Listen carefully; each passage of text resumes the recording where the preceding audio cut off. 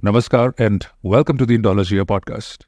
One name that we see a lot in discussion, especially for the last few years, is Aurangzeb. That horrible name keeps popping up again and again, and it amazes me that there are still people who defend Aurangzeb who still say that he wasn't that bad of a guy, right? Especially a certain American professor of a so-called reputed university keeps saying she's in fact obsessed with Aurangzeb. I find it quite weirdly fascinating, her obsession with Aurangzeb and this incredible desire that she has to whitewash him. And believe it or not, there are other people like her who really want to whitewash Aurangzeb's reputation and make him seem like just another king who was doing things for a political reason, not for a religious reason.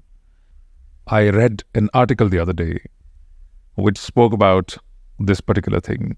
The author of the article, obviously a person from the exclusive faith, he wrote, the regurgitation of this fictitious depiction of Aurangzeb as a zealous bigot, immersed in religious fanaticism, is unfounded when there is no evidence to prove so.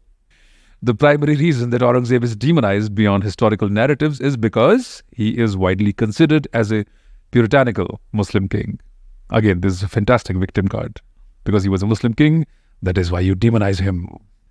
And he says, arguably the most prominent accusation levied against Aurangzeb is the desecration of the thousands of temples. However, proper historical analysis puts the real figure somewhere around 16. He says only 16 temples were destroyed by Aurangzeb. I'm going to debunk this. It's just so easy to debunk. I don't even understand how these people write these things. He continues, despite the modern narrative of religious zeal, the motivation behind the destruction of these temples was predominantly political. Once again, this false narrative can very easily be debunked, and I'm going to do that in this podcast. And these so-called Islamic intellectuals are not the only ones who keep whitewashing Aurangzeb. Even the Muslim side that is involved in the Gyanvapi Mandir case, they had said last year on May the 22nd, they had submitted this. And they had said, and I quote, neither Mughal Emperor Aurangzeb was cruel, nor did he demolish any Lord Adi Vishweshwara temple in Varanasi. They actually said this. A great, well-organized effort to whitewash Aurangzeb's sins. But what is the truth? How do you know I'm not lying to you? Maybe he was a good guy. But my claim is that he was a pretty bad guy. He was a horrible person. But again, we don't have to play sides here, because luckily for us, we can hear the story from the horse's mouth. Because there is a text called Masir-e-Alamgiri, a book that was published right after Aurangzeb died. And the source for all the content in that book are the court records and the archives of Aurangzeb. Because it was written by one of his own people. So this is as horse's mouth as it gets. Those of you who follow me on Instagram, and I think all of you should, the name is the same, Indologia, Indologia. So those of you who follow me on Instagram must have seen that I put a story a few days ago that I'm going to start reading Masir-e-Alamgiri. And I did end up finishing the book in about 24 hours, and quite an interesting read. And in this podcast, I'm going to share with you some of the highlights of the book and some of the interesting stories that will very easily debunk this whitewashing of the Aurangzeb that is going on from the Mullah Marxist complex. Now, it is well known that the last few decades of his life, Aurangzeb spent chasing after and utterly failing to defeat the Marathas. And before that, he was heavily involved in fighting the Afghans, not to mention the countless rebellions and other battles that he fought, that he had to tackle, which all Mughals had to, by the way. If you study Mughal history, it is just a long list of constant fighting and infighting. And as a result of all this, Aurangzeb had money problems. So while the Mughals did have an habit of putting everything to paper, in the 10th year of his reign, Aurangzeb put a stop to this in order to save money. And this continued for the rest of his life. So a history of his reign was never composed in his own lifetime. But after his death in 1707, Aurangzeb's last secretary and favorite disciple, Inayatullah Khan Kashmiri, who by the way was very keen about reimposing the jizya tax on Hindus.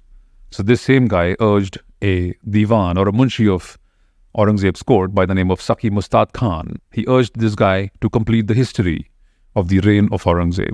And this guy then wrote this book that we are going to refer to today, Masar-e-Alamgiri. And in order to help him with his work, the state archives were thrown open to him, and he made extracts of the necessary materials to be used in this particular book. And this book was completed in 1710. And again, this book is Masar-e-Alamgiri. One of the first stories of interest that I found in this book is the story of Aurangzeb's adherence to his religion. The story goes, in former times, the sacred Quranic credo, that is the Kalma, used to be stamped on gold and silver coins. And such coins were constantly touched with the hands and feet of men. Aurangzeb said that it would be better to stamp some other words on coins. At this time, Mir Abdul Baqi, surnamed Subhai, showed the following couplet of his own composition. King Aurangzeb Alamgir stamped coins in the world like the bright full moon. The emperor liked it and ordered that one face of mohars in rupees should be stamped with this verse and the other with the name of the mint city and the year of accession in which they would be coined. The emperor's title on the grand seal was ordered to be engraved as Abul Zafar Moinuddin Muhammad Aurangzeb Bahadur Alamgir Padshah Ghazi. So this is the title that Mr. Aurangzeb gave to himself. And again, what is a Ghazi? A Ghazi is not just a person who's fighting in an Islamic army. A Ghazi is the instrument of Allah. He's the servant of God who fights the infidels, who fights the unbelievers, the kafirs, and purifies the earth from the filth of polytheism. This is what a Ghazi was. And Aurangzeb considers himself a Ghazi. He put it in his own title, or whoever gave him this title knew that being a Ghazi was important to Aurangzeb. So they put the word in his title. But then you might say that, hey, this is just one little piece of barely evidence. How do we know that he was really a Ghazi? Well, you will know later in the podcast. The next thing Mr. Aurangzeb does is he changes the beginning of the new year. It says, as the emperor's first victories were gained in the month of Ramzan, he ordered that in official records the first day of this month should be counted as the commencement of every year of his reign.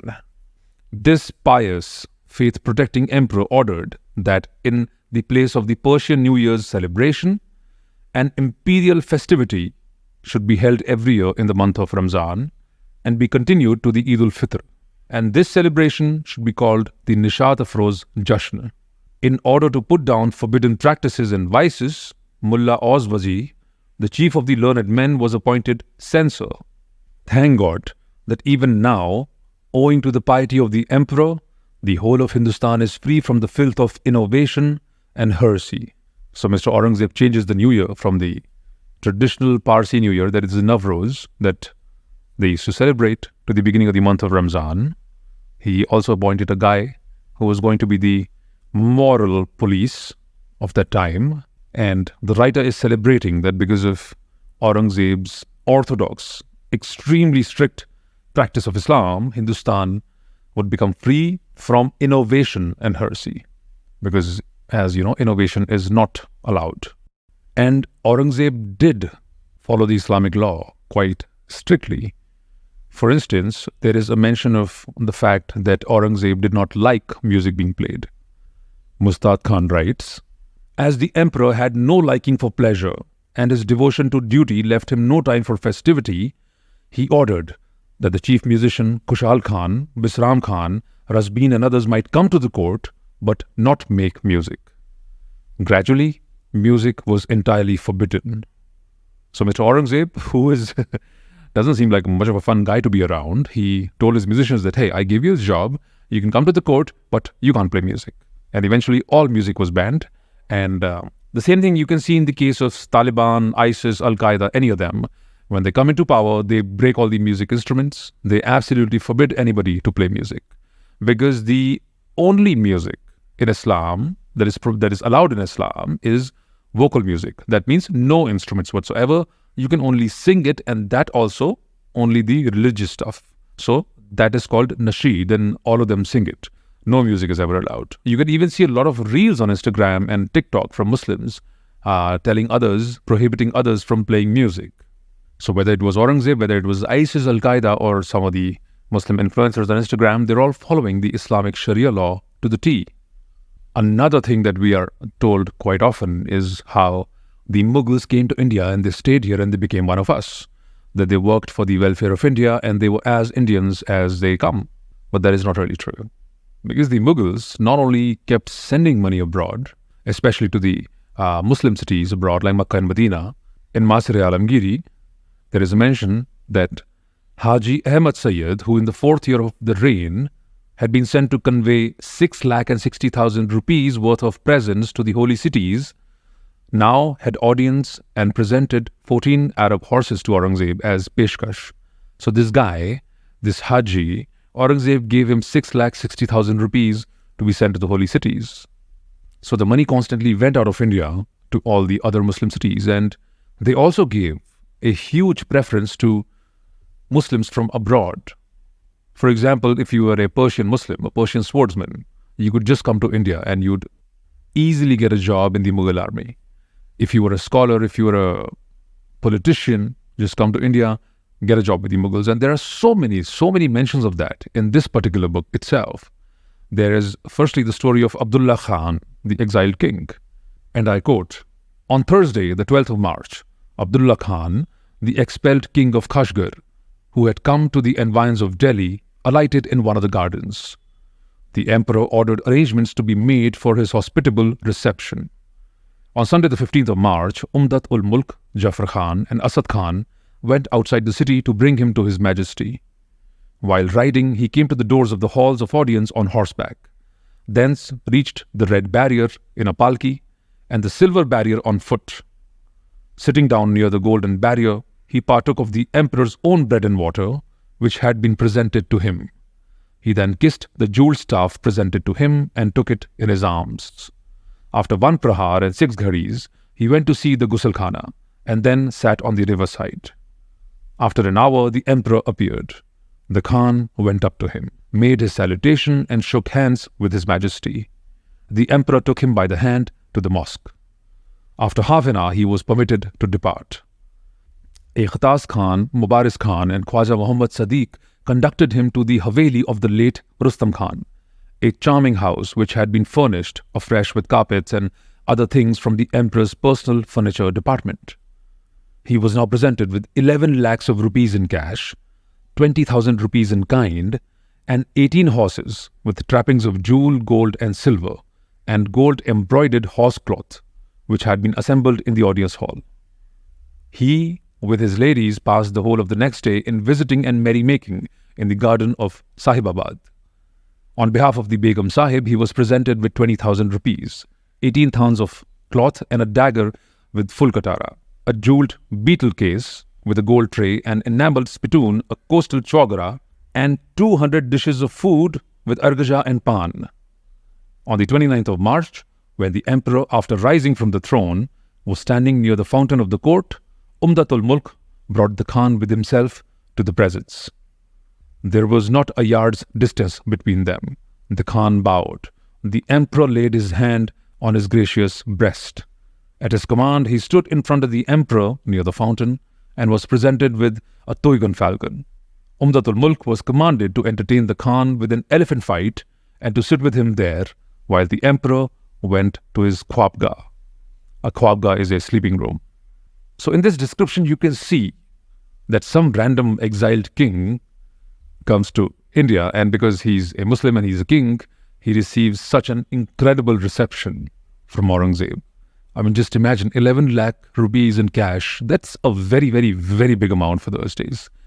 There was also the story of Mullah Ozwaji, who I mentioned earlier. This guy was from Samarkand, and he came to the Mughal court, in Shah Jahan's court, in the 13th year of his reign, and immediately he was given the job of the Mufti. A Mufti is the top level of the Mullah Maulana circle. A Mufti can issue a fatwa. And this guy just walked in and was given the position. And there are so many other instances like that, which I can mention right now. Baltun Beg, sister's son of Khalij Khan, came from Bukhara and received a sword, a dagger with gold saz, 2,000 rupees, and the rank of a Sikh Sadi. On the 30th of April 1685, Sayyid Uglan got the title of Siyadat Khan. This noble-minded Sayyid, the tutor of Firoz Jung Khan, had come to Hindustan from Persia and had the fortune of being enrolled in the emperor's service and rose to honor and high position through the emperor's favor. Sikandar Beg, who had come from Persia to court, received a robe, a jeweled dagger, and 10,000 rupees. In 1699, Rustam Beg Khan Sarkisian, one of the relatives of Rustam Khan Bahadur Shah Jahani, who had newly come to India and got into service, became the Kiladar of Mangalbida. In 1704, Ali Naqi, daughter's son of Shah Abbas, the king of Iran, was led by fortune to visit the emperor. 5,000 rupees were given from the treasury of the port of Surat for his travelling expenses. On coming to court, he got the rank of Teen Hazari, a robe, a horse, an elephant, and a jeweled jiga. So one thing common in all these stories, apart from the fact that they were all foreigners, is that they were all the upper caste, the upper class Muslims, the Sayyids. And the Sayyids are the one who claim to have a direct descendant from the Islamic prophet. None of them were the Indian Muslims, the converted Indian Muslims who were forcibly converted to Islam. The Mughals didn't really like them, to be honest. They were given jobs. They were the soldiers. They would take care of the stable. They would do jobs here and there. But they were never given the top-ranking jobs. Those were always reserved for the real Persians, the foreigners, the upper-class Sayyids. But that did not stop Aurangzeb from doing conversions, because he did. So that false narrative that goes on nowadays that Aurangzeb did not convert is absolutely rubbish. And I will quote from this book now. It says, on Saturday the 9th of December, the emperor learned from the dispatches of Saif Khan, Subedar of Kashmir, that in accordance with the imperial order, Daldal Muhammad, Zamindar of Greater Tibet, had accepted Islam. The khutbah had been read in the emperor's name in the country. Imperial coins were issued and a high mosque was built over there. The Khan, who had wisely managed this affair, was rewarded with the promotion of rank and the grant of a robe. Murad Khan, a Zamindar of Lesser Tibet, who had shown great friendliness in this expedition, was given a robe of honor. So a royal order went from the Mughal court, told this guy in Tibet that, hey, you got to convert to Islam. And he did, because he probably had no choice. And the people, Aurangzeb's men, who, so to say, helped him convert to Islam, were given great honors as well. There is also the story of the Gokla Jat, and I quote, Gokla Jat, the accursed rebel and the ringleader of the disturbance in the country of Tilpak, who was the cause of the killing of Abdul Nabi Khan and had plundered the Bargana of Sadabad, was captured through the valor and efforts of Hassan Ali Khan and his Peshkar Sheikh Raziuddin. The Khan sent him and his comrade Sonki to the emperor in charge of Sheikh Qaum.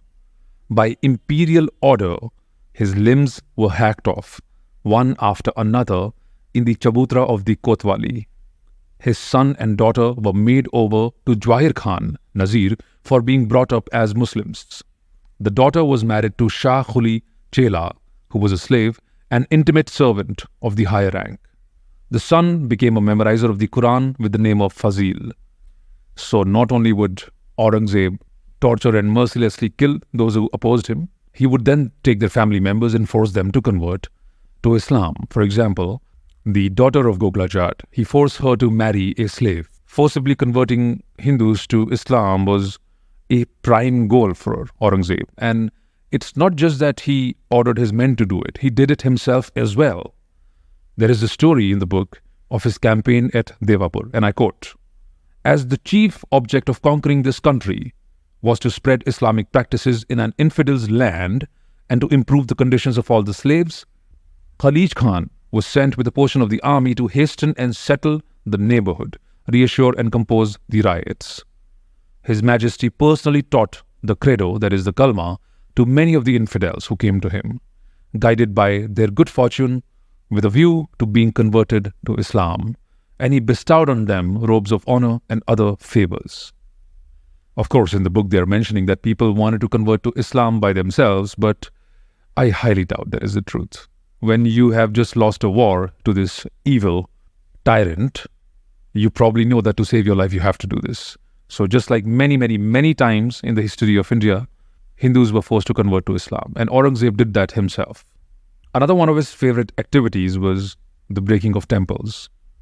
I quote from the book, on Thursday, the 8th of April, occurred an eclipse, Prayers were said and alms distributed, as was the custom. The Lord, cherisher of the faith, learnt that in the province of Tatta, Multan, and especially at Banaras, the Brahmin misbelievers used to teach their false books in their established schools, and that admirers and students, both Hindu and Muslim, used to come from great distances to these misguided men in order to acquire this vile learning.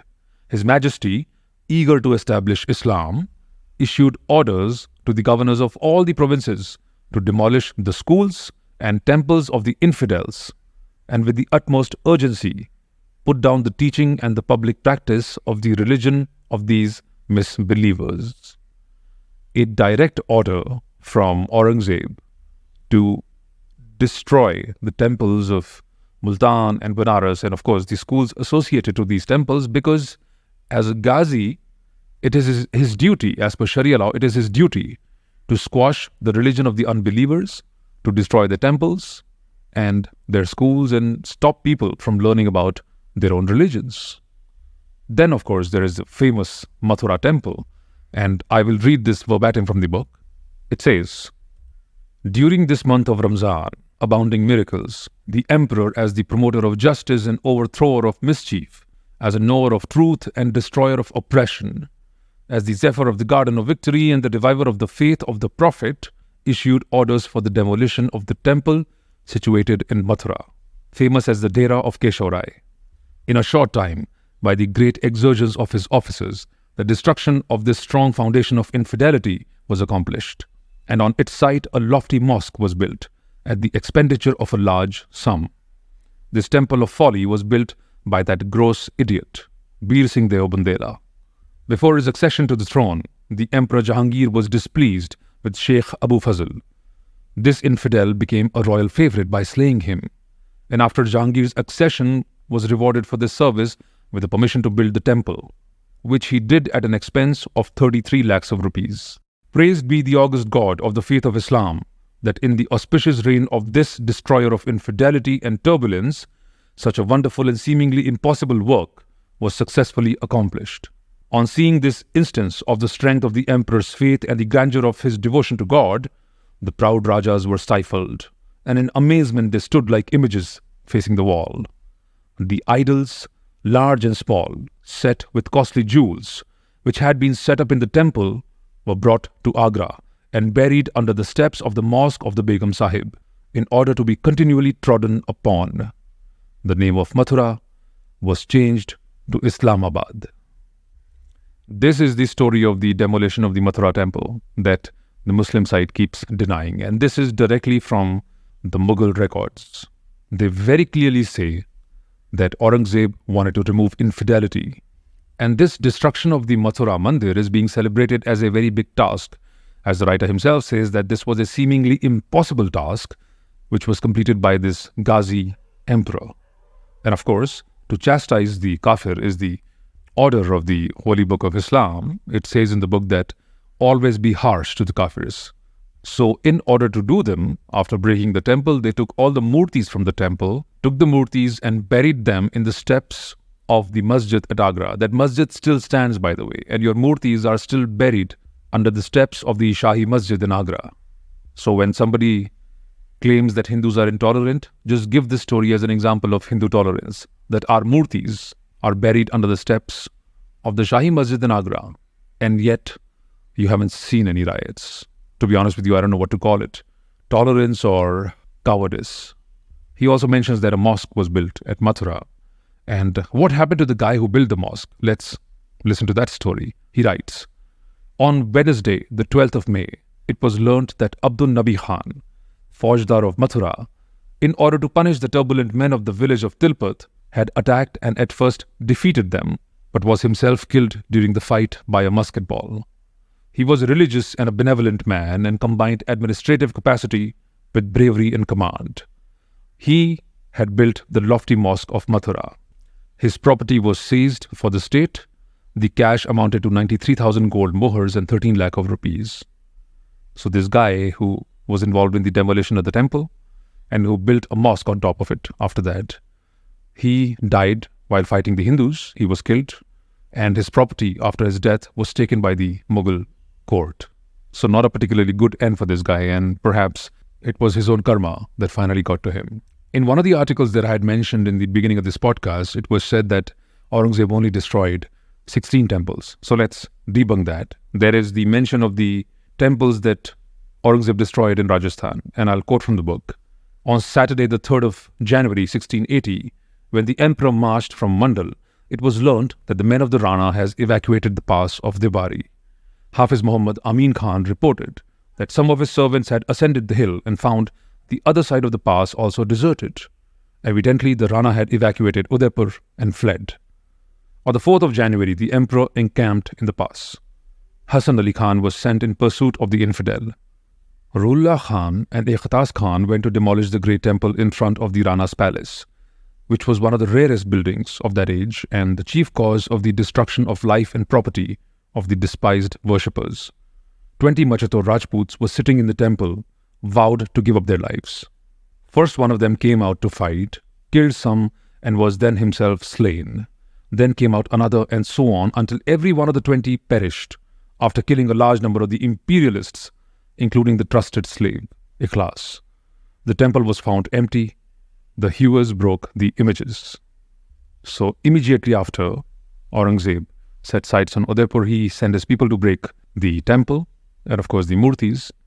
The Rajputs were there, and it's commendable. Even in Mughal reports, they've clearly said that the Rajputs fought till the last man to save their temple, killed a lot of the Mughals, and eventually they were all killed because the Mughal numbers were way too many. And then, as it clearly mentions, the murtis of the temple were broken. And there is more to it. It says, on Saturday the 24th of January, the emperor went to view Lake Udaysagar, constructed by the Rana, and ordered all the 3 temples on its banks to be demolished. On 29th of January, Hassan Ali Khan brought to the emperor 20 camel loads of tents and other things captured from the Rana's palace and reported that 172 other temples in the environs of Udaipur had been destroyed. And for this, the Khan received the title of Bahadur Alamgir Shahi. On Monday, the 22nd of February, the emperor went to view Chittor. By his order, 63 temples of the place were destroyed. And the same plan was executed when they conquered some of the Maratha territories as well, like the conquest of Fort Parli. The book says, this seat of Islam, which through the trick of the hellish Shiva, had gone out of the possession of the Bijapuris and had been turned into a seat of war, a Darul Harb. The old mosque was filled again, and the new temple was destroyed. So for those people who say that, hey, Aurangzeb did not destroy any temples except for political reasons, he only destroyed 16 temples. No, rubbish. This guy was a Ghazi. He wanted to establish the supremacy of Islam. He wanted to make the infidels suffer and eradicate the dharma of Hinduism. And you can see that in the amount of Hindu persecution also that he enacted. I'll tell you the story from the book. On 3rd of June 1669, it was reported that the wandering Hindu saint, Uddhav Bairagi, was confined in the Chabutra of the police station in punishment for his seducing men to false beliefs, and that 2 Rajputs, who were his disciples, used to visit Qazi Abul Mukhram, son of Qazi Abdul Wahab, for the purpose of trying to get him released, and that finding an opportunity, they had fatally stabbed him on the way with daggers. The emperor ordered all the 3 Hindus to be executed. So there was a Hindu sadhu who was teaching his disciples, but of course that could not be tolerated, so he was arrested. They tried to get him out of the jail, couldn't work, and eventually all the 3 Hindus were killed. The book also says that about the middle of his reign, he decided to levy the jizya tax on the Hindus, as ordained by the Sharia, and it was enforced throughout his empire. And this rare piece of good work had not been done in Hindustan, and the Hindus had not been degraded to such a degree in any other period. The author of the book clearly says that by reimposing the jizya on the Hindus, it was the best thing that Aurangzeb had done, and it had completely degraded the Hindus like never before. Because that is what jizya is supposed to do, by the way. It's not just a tax, it's not just a protection tax that many Muslim whitewashers claim it is. Quran 9.29 says, until they pay the tax in acknowledgement of superiority and they are in a state of subjection. And even in the tafsir of Ibn Kathir, it says, Allah said, If they do not choose to embrace Islam, they have to pay the jizya with willing submission in defeat and subservience, and feel themselves subdued, disgraced, humiliated, and belittled. Therefore, Muslims are not allowed to honor the people of Dhimma or elevate them above Muslims, for they are miserable, disgraced, and humiliated. This is what it means to pay the jizya. And when in Mughal times, our ancestors would pay the jizya, they would have to go in front of the governor, the commissioner, with a bowed head. And that Muslim official in charge would sometimes slap them on the head, would sometimes spit inside their mouth. These were the practices that they followed regularly, just to demean and humiliate the Hindus. And Aurangzeb practiced this as well. When Abul Hasan, the ruler of Hyderabad, started dealing with and employing Hindus, Aurangzeb told him not to do that. The book says, His Majesty repeatedly sent messages full of advice and good counsel to that wretched fellow, urging him to abandon his alliance with the infernal infidel enemies of Aurangzeb and Islam. His vicious attachment to practitioners of irreligious acts and the sins of appointing Brahmins as his ministers in giving help in the form of money and troop to the hostile misbelievers. Aurangzeb wasn't happy that a Muslim ruler was associating with the Hindus. So after sending him a lot of messages, a lot of warnings, he ended up attacking this guy. And a similar hatred he had for the Shia also. As a good Sunni, he's supposed to hate the Shia, and he did. There is a story in the book, and I quote, Son of Murshid Quli Khan also became a Khan and news writer of the Kachehri of the High Diwan. When conferring the title, the emperor said, Ask him if he wants to have Khan added to his name or his father's title. The man, for certain reasons of his own, chose the title of Fazl Ali Khan. The emperor said, My parents and I are the sacrifice of Ali. Tell this fool, all is gone. You will be Quli.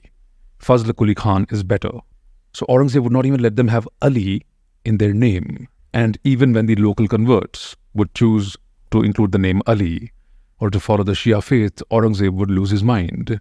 And he even made fun of them that, what connection do you have? What connection do the Hindustanis have with this name? That's what he asked. And to fight jihad against the infidels, including the Shias, was a duty of a true emperor of Islam like Aurangzeb. And there is a description of that here.